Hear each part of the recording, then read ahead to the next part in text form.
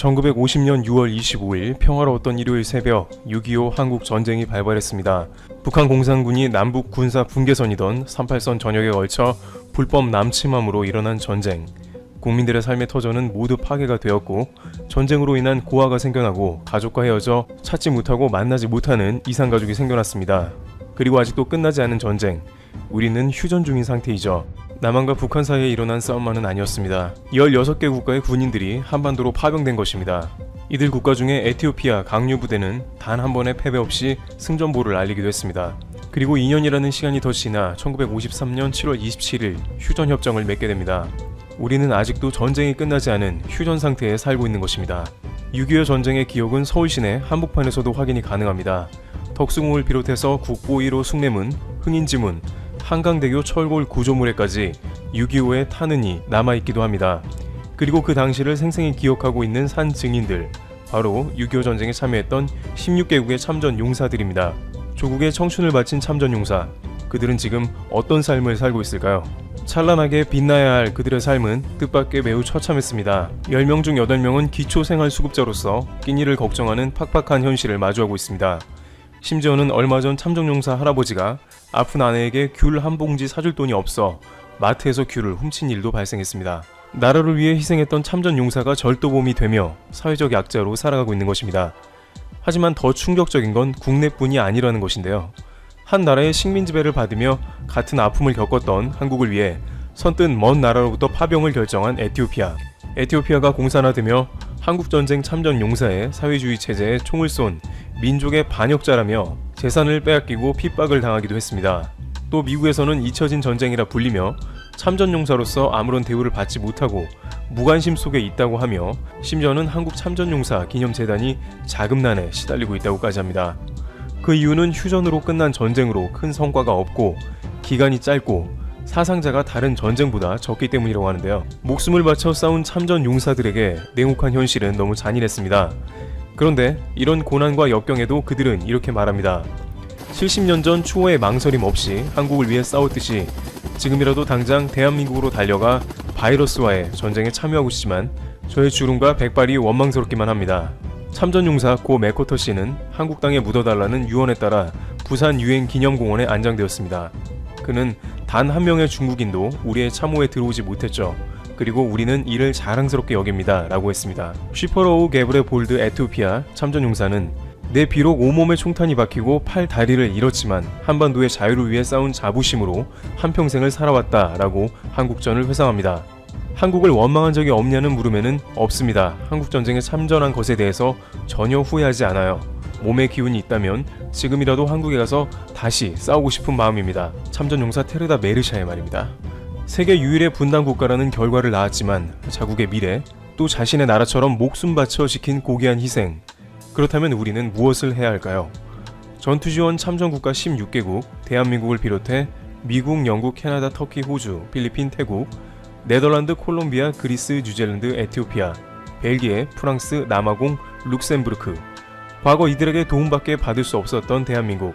70주년이 다가오는 지금 우리는 코로나 바이러스로 힘든 시기를 겪는 참전국가를 잊지 않고 마스크를 보내기도 하며 여러 후원 제품을 발송하며 잊지 않은 채 돕고 있습니다. 참전용사에게 색다른 후원을 하는 곳도 있었습니다. 전쟁 중 혹은 후에 신원을 확인하기 위해 필요한 인식표인 군번줄. 얼마 전에는 6.25 전쟁 전사자의 군번줄이 전쟁이 발발한 지 70년 만에 유가족 품으로 돌아가기도 했는데요. 참전용사의 유족들이 가족을 그리워하며 그들의 군번을 새긴 팔찌를 차고 다니기도 하였다고 합니다. 이러한 이야기에 색다른 의미를 부여하며 군번줄에 새겨진 인식표처럼 한국에 참전한 모든 국가의 이름과 국기를 새기며 그 감사함을 기억하고자 하는 기업이 있습니다. 라카이 코리아는 작년 69주년에 참전용사들을 기리며 태극 컬러가 담긴 리스트밴드를 무료로 나눠주며 울림 1950 프로젝트를 했고 이번엔 전쟁 참전 국가들 모두를 팔찌에 각인하며 특별한 후원을 하고 있다고 전해집니다. 라카이 코리아는 지난 4월부터 에티오피아 후원협회를 통해 생존해 계시는 139분만을 위한 모자와 한복을 형상화한 조끼를 제작하고 있다는 공지사항을 올리며 2월 25일 70주년을 특별히 생각함을 알렸었습니다. 조국의 미래를 위해 또 누군가는 한 번도 와본 적 없는 나라를 위해 기꺼이 목숨을 바친 이들에게 그들이 있었기에 지금의 대한민국이 존재한다라는 의미를 넣고 전세계 사람들도 알아볼 수 있도록 참전 국가를 영문으로 새겨 우리는 함께한다라는 또 하나의 의미를 부여하고 있습니다. 이 기업은 조금이나마 도움이 되고자 해당 수익금 일부를 6.25 참전 유공자회에 기부한다고 합니다. 또 단순히 금전적 후원을 위해서가 아닌 이들의 숭고한 희생을 잊지 않고자 한다고 합니다. 당시 참전 용사분들께 부끄럽지 않도록 현재 살아가는 사람들이 열심히 사는 모습을 보여주고 싶었다. 라카이 코리아가 1년 전 6.25 전쟁 69주년 프로젝트를 내세우며 했던 말입니다. 불과 1년 전 했던 얘기지만 그 1년 동안 라카이 코리아는 8년 뒤 빼앗길 수 있는 우리의 영토에 대해 알리고 과거 일본의 만행을 알리며 잊혀진 독립운동가들의 이야기를 세계에 퍼뜨려 숭고한 희생을 잊지 않은 채 현재를 살아가는 한국인으로서 영향력 있는 한국의 기업인으로서 한국을 위했던 건 가치 있는 일이었다라고 했던 참전 용사들의 말이 무색해지지 않도록 의미를 새기며 변하지 않는 행보를 보여주고 있습니다. 이처럼 그들을 위해 우리가 할 수 있는 일은 잊지 않고 그들의 숭고한 희생을 기억하는 일일 것입니다. 한국전쟁이 발발한 지 70주년이 되는 해 3년 1개월 그들의 헌신을 우리가 단 하루라도 한 번 더 의미 있게 새기고 지나가는 일이 되었으면 합니다. 트리브티브 여기서 마치겠습니다. 로비스트, 특정 국가나 집단을 위해서 의원을 상대로 공작하는 전문가를 말합니다. 적지 않은 사람들이 로비는 곧 뇌물이다 라는 부정적인 인식을 가지고 있는 것은 국내 일부 대기업들이 검사나 판사 출신 혹은 국회의원 출신을 자신의 회사로 영입해 회장의 가석방을 위해 현직 법조인들의 로비한다거나 잘못을 덮으려는 등의 모습을 보여주고 있기 때문입니다. 자, 그런데 전 세계에서 특히 미국에서 로비스트는 한 회사의 성공 여부를 결정지을 정도로 막대한 영향력을 자랑하고 있습니다. 물론 합법적인 방법으로 말이죠. 미국에서 로비스트로 활동하기 위해서는 미국 상원과 하원 행정처에 등록하고 로비스트가 고객으로부터 큰 돈을 받을 경우에는 미국의 상원과 하원에 신고 및 공시해야 합니다. 상당히 까다롭죠. 그런데 로비스트가 고객으로부터 돈을 받고 그들이 원하는 정책이 만들어진다거나 원치 않는 정책이 사라지거나 완화될 수 있도록 정치인들의 영향력을 행사하는 것이 바로 로비스트의 업무이기 때문에 투명하게 공시하도록 법으로 규정하는 것은 어쩌면 당연한 일입니다. 한국인 중에서도 미국 정계를 뒤흔든 전설의 여성 로비스트가 있습니다. 연기파 배우 이병헌과 곽도원 등이 출연한 화제의 영화죠. 남산의 부장들에서 배우 김소진 씨가 역할을 맡은 한국인 여성 로비스트 데보라 심. 사실 이 한인 여성 로비스트는 실제로 존재하는 인물입니다. 그녀의 이름은 팍 레게트. 한국인 최초로 미국 연방하원에서 보좌관을 지냈고 1971년 미 연방하원 의장 칼 에버트의 비서로 활동하며 미국 정계에서 두터운 인맥을 쌓기 시작했습니다. 당시 미국 의원들과 소통의 창구조차 없었던 한국의 정치인들은 미국과의 관계가 틀어질까 깊은 고민에 빠져 있었는데 한국인 로비스트 박 레게트를 통하면 쉽게 만날 수 있는 마법이 펼쳐지며 로비스트 업계에서 VIP 중에서도 VVIP로 거듭난 바 있습니다. 현재 미국에는 20만 명이 넘는 로비스트들이 정식으로 활동하고 있는데 이 중에서 가장 막강한 로비단체 중 하나가 바로 유대인 로비단체죠. 미국에만 3,500개 육박하는 유대인 로비단체가 있고 특히 미국 이스라엘 공공문제위원회 에이팍이라 불리는 로비단체의 영향력은 상상을 초월하고 있습니다.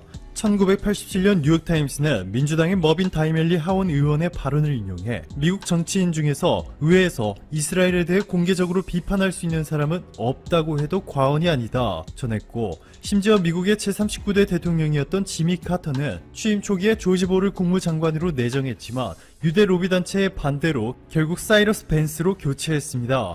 미국 대통령의 인사권에도 영향력이 행사된 것이죠.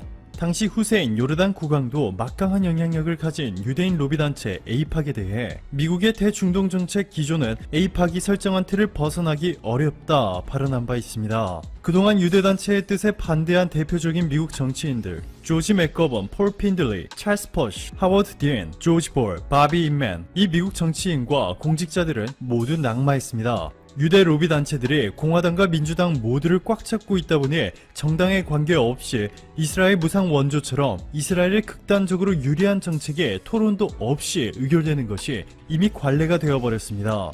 자, 그런데 최근 이스라엘이 독점하던 미국 로비 시장에 엄청난 변화의 바람이 불고 있습니다. 미국 시민단체 책임정치센터가 공개한 2016년 이후 미국에서 로비를 가장 많이 한 나라 목록을 보시면 이스라엘은 3위로 밀려났고 한국이 1위, 일본이 2위입니다. 특히 문재인 대통령이 취임한 2017년 이후 한국의 대미국 로비 자금이 크게 증가했죠. 한국 정부의 로비 자금이 1년 전보다 무려 8배 넘게 늘어났습니다. 세계 최대 규모의 로비 시장이 바로 미국 워싱턴에 있는 K 스트리트라는 곳인데요. 뉴욕 월스트리트가 세계 금융의 중심지라면 워싱턴 K스트리트는 세계 최강국의 미국의 입법과 정치적 영향력이 거래되는 중심지라 볼 수 있습니다. 이렇게 한국의 미국 로비 시장의 최강자로 급부상하면서 미국이 한국을 대하는 태도도 빠르게 변하고 있죠. 공화당의 코리 가드너, 민주당의 에드 마키 상원의원, 코널리 하원의원, 마이크 글랜턴 하원의원, 존 리우 상원의원, 에드워드 브라운스타인 하원의원 등 정당을 가리지 않고 수많은 미국 의원들의 친한파가 되었고, 그 결과 미국 최대 도시인 캘리포니아와 뉴욕에서 한글의 날이 제정 선포됐습니다. 미국 전역에서 최초로 소수민족의 언어를 별도로 기념하는 믿기지 않는 성과를 거둔 것인데요. 최근 캘리포니아주의 쿼크 실바 하원의원은 미국에서 9월 4일을 태권도의 날로 지정할 것을 발의하며 이렇게 말합니다. 태권도는 세계에서 가장 인기 있는 무술이다. 한국의 유구한 문화와 전통을 그대로 담고 있다. 태권도를 통해 심신을 단련하고 예절과 존중, 절제도 배울 수 있다. 뿐만 아니라 쿼크 실바 의원은 아리랑의 날, 도산 안창호의 날 지정 결의안까지 미국 의회에 발의했고, 심지어는 미군에서 아시아계 최초로 대대장을 지낸 한국계 미국 군인 고 김영옥 대령 기념 고속도로 표지판을 만들기까지 하는 등 미국의 한국이 얼마나 중요한 존재인지를 홍보하는 데 큰 역할을 하고 있습니다. 이후 캘리포니아주 로스앤젤러스 교육청은 김영옥 대령의 이름을 딴 공립중학교, 김영옥 중학교를 설립하는 놀라운 일이 벌어졌죠. 한국이 이렇게 미국 로비 시장을 장악한 채 몇 년이 흐르게 되면 미국 의회에서는 이제 그 누구도 한국에 불리할 만한 정책을 말할 수조차 없게 될 전망입니다. 현재 미국이 몇 년 전까지 로비 시장을 싹쓸이했던 이스라엘에 꼼짝 못하고 있단 말이죠.